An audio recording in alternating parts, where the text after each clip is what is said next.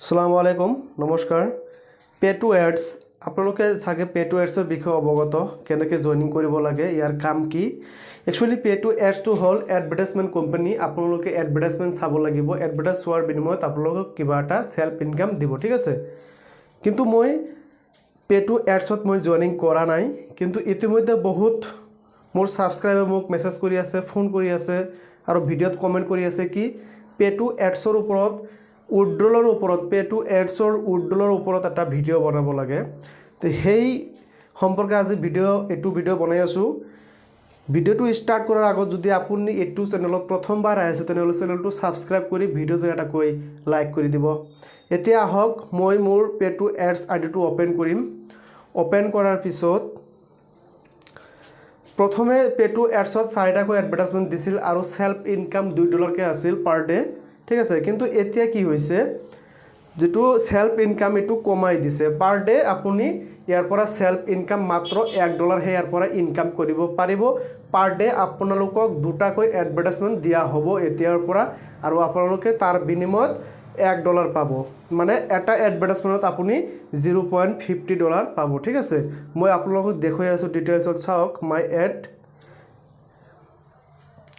এতে চাওক মোৰ আজি দুটা এডভাৰটাইজমেণ্ট আহিছিল মই আগতে কৈছো মই কিন্তু জইনিং কৰা না দে এটো বেলেগৰ একাউণ্ট লৈ মই চলাই আছো ঠিক আছে এতে দুটা এডভাৰটাইজমেণ্ট আজি চাইছিলো মই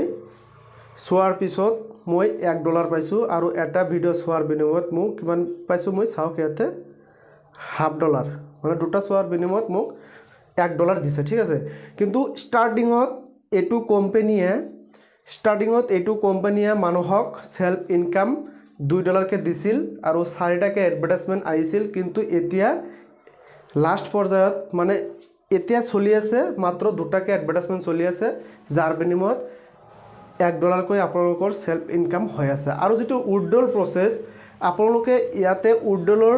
কিছুমান গণ্ডগোল পাই আছে আপোনালোকে উইড্ৰল লগাইছিল আপোনালোকৰ উইড্ৰলটো সাকসেস হোৱা নাই ইতিমধ্যে আমি গম পাইছো পে টু এডছৰ সাৰ্ভাৰৰ কাম চলি আছে সাৰ্ভাৰৰ কাম চলি থকাৰ বাবে আপোনালোকৰ উইড্ৰটো মানে সাকসেসফুল হোৱা নাই ঠিক আছে কিন্তু একচুয়ালি যেতিয়া কোম্পানী এটা যেতিয়া মাৰ্কেটৰ পৰা গুচি যায় ইয়াৰ আগতে এনেকুৱা ধৰণৰ বহুত কিবাকিবি প্ৰবলেম দেখুৱাই থাকে তে গতিকে আপোনালোকে সাৱধান হ'ব আপোনালোকে নতুনকৈ কাৰোবাক জইনিং নকৰাব আপোনালোকে যিখিনিয়ে জইনিং কৰিছে পাৰিছে যদি পাৰে আপোনালোকে আপোনালোকৰ যিখিনি ইনকাম হৈছে আপোনালোকে যদি উইড্ৰ কৰিব পাৰে উইড্ৰ কৰি ল'ব কিন্তু বৰ্তমান উইড্ৰল সিস্টেমটো অফ আছে আপোনালোকে উইড্ৰল কৰিলেও নহয় কোম্পানী তৰফৰ পৰা কোৱা হৈছে যে 2 দিন বা 3 দিনৰ ভিতৰত উইড্ৰল সিস্টেমটো ঠিক হৈ যাব কিন্তু ঠিক হ'ব না নাই ইয়াৰ কোনো গ্যাৰান্টি নাই ঠিক আছে তো গতিকে আপোনালোকে ইয়াত যদি কাম কৰে তেনেহলে খুব ৰিস্ক আছে আপোনালোকে ইয়াত কাম নকৰাটোই ভাল